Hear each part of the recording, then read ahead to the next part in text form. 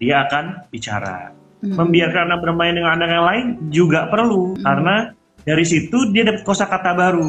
Dari situ dia akan ngerti orang lain. Karena bahasa itu ada yang perseptif, ada yang saya lupa satu lagi ya. Ada yang mendengarkan, ada yang menerima, ada yang ngomongnya, mengertinya. Gitu. Oke. Oke. Untuk pertanyaan berikutnya, Dok, mitos atau fakta nih kalau anak yang jalannya lebih dulu pasti ngomongnya belakangan? Oh iya benar. Banyak banget yang bilang gitu. Kira-kira gimana tuh, Dok? Waduh, nggak ada hubungannya ngomong sama jalan ya. Semua tergantung stimulasinya sih. Jadi makanya benar. stimulasi itu, maksudnya stimulasi ini pendampingan orang tuanya kepada anaknya itu nggak satu-satu, tapi semua ada rangkaiannya. Nah, kenapa dibikin oleh IDAI itu tiap 3 bulan supaya evaluasi lebih gampang dan orang tua tidak terlalu jauh kalau ketinggalan. Makanya sebenarnya orang tua itu harus membawa anaknya sehat atau sakit ke dokter anak. Jangan cuma sakit doang ya, Dok ya? Cuman tidak begitu di Indonesia.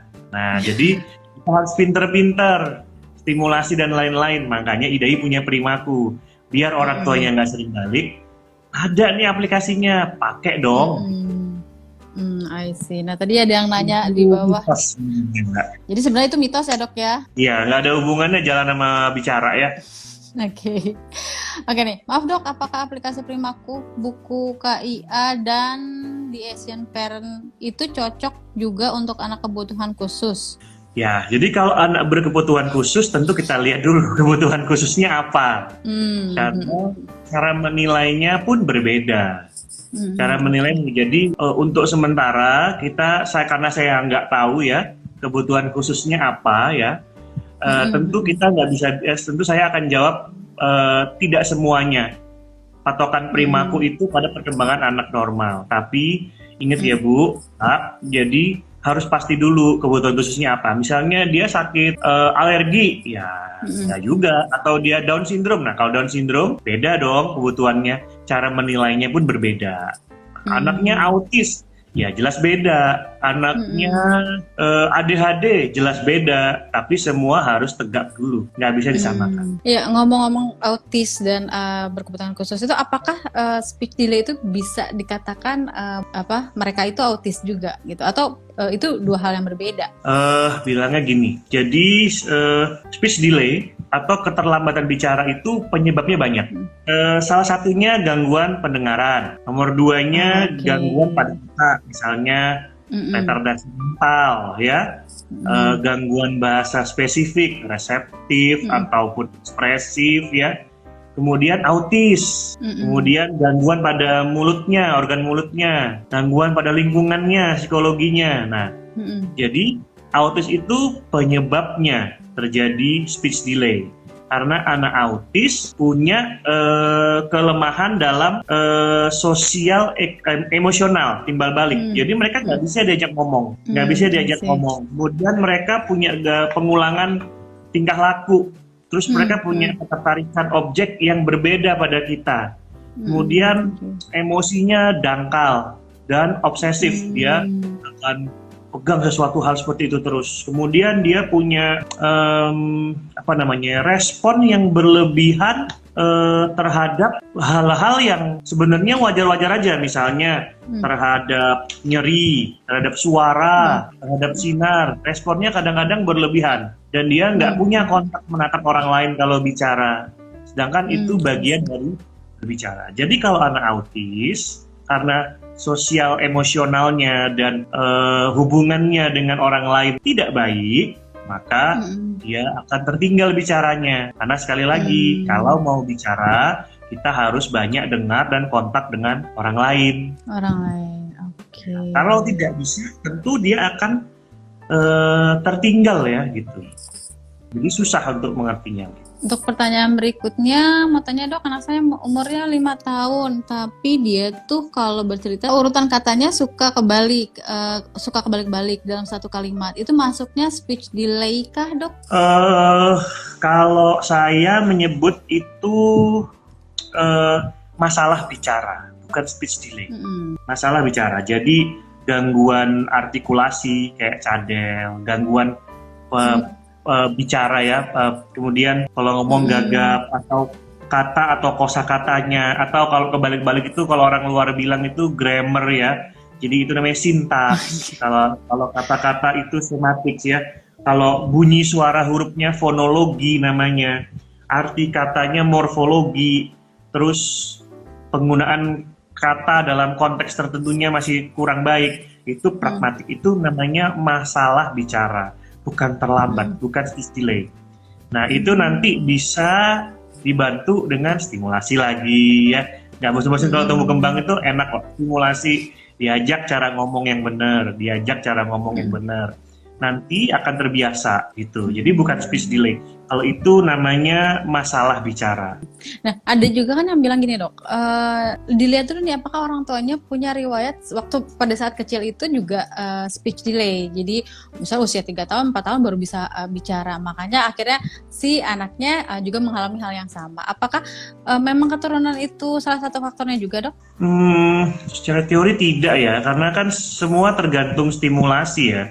Terlambat bicara itu kan satu kan, kalau dia ada gangguan anatomisnya, kalau dia autisme, kalau ada gangguan pendengaran ya. Jadi semua tergantung rangsangannya, stimulasinya pada si anak. Seberapa sering kita, sayangnya kita sekarang itu terlalu terlena dengan gadget ya, screen time-nya nggak diukur lagi kan. Benar. Penting diem.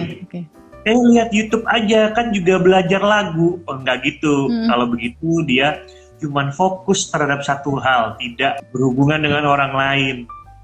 Nah gitu, makanya kan dulu tuh kita nonton kayak Dora atau siapa itu kan kayak diajak ngomong gitu ya, Teletubbies kayak apakah benar? Di mana gitu. Tujuannya supaya dia komunikasi. Tapi itu monoton, kita nggak bisa konteksnya sama orang lain. Gitu. Iya benar. Nah iya terkait sama gadget juga ya, saya jadi mikir gitu, apakah katanya belum tahu ya masalah artikel ini benar atau tidaknya, memang beberapa tahun belakangan ini justru tingkat speech delay pada anak itu meningkat gitu. Apakah karena sekarang kan umur 2 tahun masih kecil aja udah jago banget gitu ya pegang gadget? Apakah itu pengaruh ya dok ya? Salah satunya. Karena dengan adanya gadget, anaknya tenang, ibunya senang, bapaknya happy. Kalau saya menganjurkan adalah bikin dong peraturan di mana Anda memang orang tuanya ya, termasuk orang tuanya dan anaknya lepas dari gadget. Gadget benar-benar disingkirkan, kecuali kalau orang tuanya sibuk ya, benar-benar tolong menerima teleponnya atau WA-nya, jangan di depan anaknya. Kalau ya sembunyi dulu lah, ngumpet dulu waktu terimanya. Kalau benar-benar penting ya, kalau benar-benar penting. Saya saja yang 24 jam harus standby masih bisa naruh HP-nya ya, gitu. Terus screen time-nya dibatasi, jadi ada IDAI sudah keluar peraturannya screen time-nya kan. Kalau di bawah udah keluar ya dok. Di search di Primaku ada, di idai.or.id juga ada. Jadi screen time sudah keluar berapa lama anak-anak tuh boleh main gadget. Kadang gadget juga bikin masalah makan yang kemarin. Jadi makanya ketika makan no gadget, no TV. Kalau untuk anak-anak ya. Nah jadi ya kalau orang luar bilang itu yang saya bilang dulu, monkey see, monkey do. Jadi kalau dia ngelihat, dia akan melakukan. Jadi mulai dari orang tuanya juga salah satu faktornya. Gadget berarti berpengaruh ya. Coba dari orang tuanya dulu ya. Dan nih, nah terkait tadi sebenarnya dokter kan bilang kalau bisa ngomongnya bahasa Indonesia, jangan bahasa daerah, karena kan mungkin dia akan bingung. Tapi sekarang kan banyak banget ya usia kecil udah 2 bahasa Inggris dengan bahasa Indonesia. Apakah itu juga pengaruh terhadap keterlambatan berbicara? Ya, salah satunya namanya bilingual. Salah satunya bilingual. Betul. Anaknya terlalu banyak bahasa yang harus dipelajari, sehingga dia nggak bisa ngomong sama orang. Jadi ketika orang lain nanya, what? Betul. Kalau ngajarin anak bukan berarti nggak boleh bahasa Inggris, Bukan berarti tidak boleh belajar bahasa ibunya, bahasa Jawa atau bahasa apa, nggak bahasa apa. Bukan berarti nggak boleh, tapi nanti dulu. Masih banyak waktu dia belajar kata-kata itu. Nah, karena belajar di bahasa Indonesia, bahasanya adalah bahasa Indonesia. Belajar di Indonesia kan bahasanya bahasa Indonesia, kan ya. Nanti ada waktunya belajar bahasa Inggris, tidak apa-apa gitu. Dia kalau di luar negeri kan sudah bisa bahasa Inggris, ya memang bisa pakai bahasa Inggris, kan ya. Jadi bisa bahasa di sana.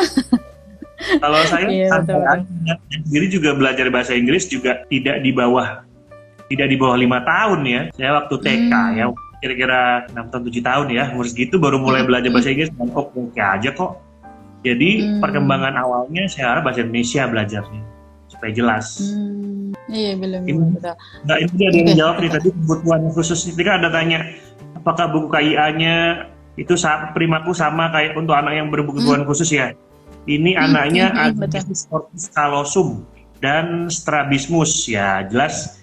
Kalau kayak begini jelas tidak bisa pakai Primaku dan tidak bisa pakai buku KIA yang tadi. Nah, stimulasi boleh-boleh aja. Silakan dikerjakan stimulasi yang sesuai tadi, cuman ini faktornya ada kelainan di bagian otaknya. Jadi memang akan ada hal-hal tersendiri yang diperhitungkan oleh dokternya untuk tumbuh kembangnya. Mungkin ini pertanyaan terakhir karena memang udah sore. Dok, anak saya usia 22 tahun 4 bulan 17 hari dengan agenesis corpus callosum. Pengulangan kata apa yang dimulus sampai anak bisa atau boleh ganti kata. Nah, jelas dengan begini pasti dia speech delay. Speech delay-nya karena ada faktor kelainan anatomi di otaknya. Nah, jadi ya, ibu nggak bisa Bu pakai cara yang sama untuk mengukur dia ketinggalan atau tidak, karena ada faktor lainnya tadi ini. Tapi stimulasi terus boleh. Jadi kata yang sama tapi bervariasi. Jadi diulang-ulang secara grup kalau saya bilang. Misalnya belajar anggota tubuh, tangan, diulang-ulang aja nggak apa-apa. Terus ganti ke mata, gitu-gitu. Tetap bisa. Kalau sampai anaknya bisa, ada beberapa sih yang bisa, ada beberapa yang tidak bisa. Jadi tetap stimulasi aja terus. Kalau agenesis corpus callosum pasti ada pertimbangan lainnya. Mungkin bisa ke dokter anak nanti Bu, supaya dicek perkembangannya ya. Sampai mana, gangguannya di mana. Jadi Ibu fokusnya mau kemana gitu. Untuk anak bisa jalan itu di umur berapa? Anakku 13 bulan berdiri bergoyang. Oh, oke. Jalan ternyata dok. Aku nggak baca lagi.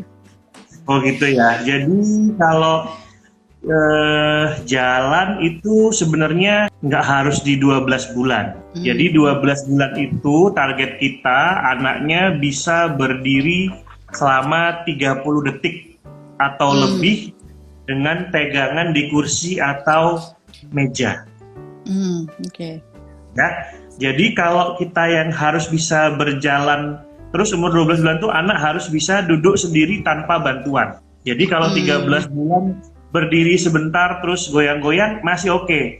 Nanti umur 15 bulan dia harus bisa mulai berdiri kencang dan jalan pelan-pelan sambil dipegangin. Kalau nggak bisa dipegangin, kalau nggak bisa dipegang dulu nggak apa-apa. Itu umur 15 bulan. Kemudian dia bisa berdiri sendiri nggak pakai pegangan 5 detik. Nah, Primaku aja deh. Iya. Dicari. Pokoknya patokannya Primaku. Masih boleh-boleh aja kok 13 bulan berdiri masih goyang-goyang sebentar. Nah, jadi nggak masalah ingat ya dok. stimulasi. Semuanya harus stimulasi. Nah, nanti kalau anaknya speech delay, jadi ngobatinnya nggak bisa sendirian. Orang tua ikut, dokter anak ikut, terapi bicara ikut, lingkungannya harus ikut. Betul. Intinya adalah stimulasi. Ajak ngomong anaknya, ajak cerita, ajak diskusinya yang ringan-ringan aja ya. Ajak nyanyi bareng gitu ya. Ajak nyanyi bareng, kemudian ya gitu-gitu. Ajak zaman dulu kayak baca-baca komik-komik atau apa boleh. Yang penting ajak bareng. Oke, supaya dongeng gitu hubungan. kali ya dok ya, mau tidur Boleh. dongeng gitu ya dok. Terima kasih dokter, selamat sore, sehat selalu, salam buat keluarga ya dok. Sama-sama.